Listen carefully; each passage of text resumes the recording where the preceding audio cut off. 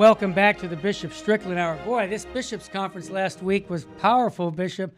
I got another article that says U.S. bishops affirm abortion will remain preeminent issue for the 2024 election.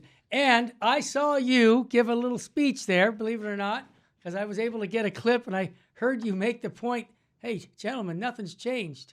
I mean, we still are having the slaughter of these innocent babies. And it sounds like, and I understand over the years it's been the same folks who maybe say, they say, well, wait a minute, we got to, make it a little different. We got to not offend people or change things. And it seems like what I call the good guys won, meaning that we're going to stay focused on the protection of the unborn. Is my commentary fair, or did I misrepresent anything? No, I think your commentary is fair, Terry. I was pleased with the election of Archbishop Broglio as the president. Archbishop Lori has been the pro-life head for several years. And then Bishop Burbidge for the pro-life committee. I think the choices, I was very pleased. I'm sure some weren't. It wasn't a landslide, but it was a good majority with which these men were elected. And I think it really is very heartening to me to see the voices of, some of the things that I've said, that it's clear, at least the vote shows, yes, that we're more in agreement than I was afraid we were. There certainly are voices contrary to what Archbishop Broglio has said, but I was pleased with his stand on life, yes, and the sanctity of life, and the whole Burbidge's communion question, sure. which it's just Catholic teaching. It's really not that complex, or it's not some brand new branch of thinking things through. It's just staying with what do we teach, and real compassion, real charity. And I was very pleased that Archbishop Broglio has been strong on the whole vaccine mandate question for the military, because he's the Archbishop for the military ordinariate. Mm-hmm. He has 5 auxiliary bishops that work with him, and the auxiliary bishops that I've talked to that are part of the military ordinariate are very strong. And it makes sense, because they're dealing with people that are facing some of the toughest realities of war and the violence in our world, trying to keep the world safe and trying to keep the United States at peace and protecting us from the threats that are out there. And the threats are very real. So I'm glad that these men are with the military ordinariate, and I'm glad that Archbishop Broglio was elected to be president of the USCCB, because we've got to adopt clearer, true compassion, true charity, calling people to the truth, and compassionately assisting those who are not in the truth. I'm glad that Archbishop Broglio was clear about the sources of abuse. That abuse comes from people that are there. We're all children of God. We're all beloved of God. We always have to remember that.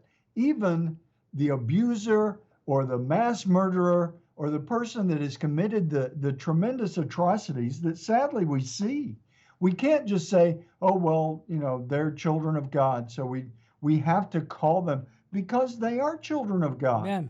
People have to be called to justice in this world, because if we leave it all into the justice of God, it's too late for conversion. And God's hope, God longs for us to all be converted from sin. That's why he gave us his son.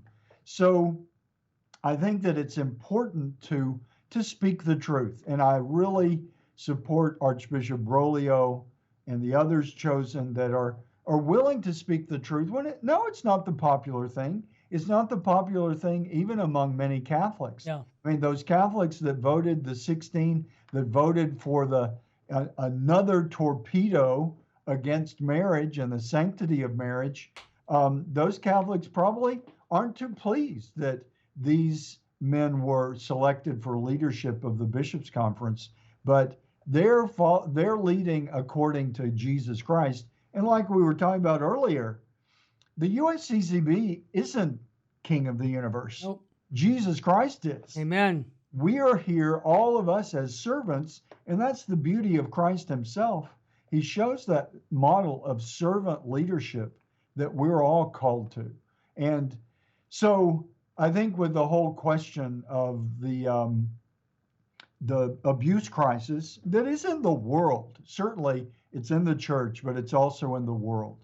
Those who abuse, many times they have been abused themselves. Yes. That doesn't exonerate them, but it helps us understand, Sure. and it helps us bring the proper level of compassion for this person to get them some help, to acknowledge that wrong has been done, and to Yes. get them some help. Thankfully, since 2002 and then the next wave in 2018, I think we've made progress. Yeah. And we need to continue to make progress. And for the sake of the perpetrator of any crime, really, I mean, it's just gospel ethics. Yeah. If someone does something that is criminal, the greatest charity toward that person is to pull them away from that act. That's right. If they're going to rob, or they're going to abuse someone physically or in any way, or if they're going to take a life that isn't self-defense, then we need to say no.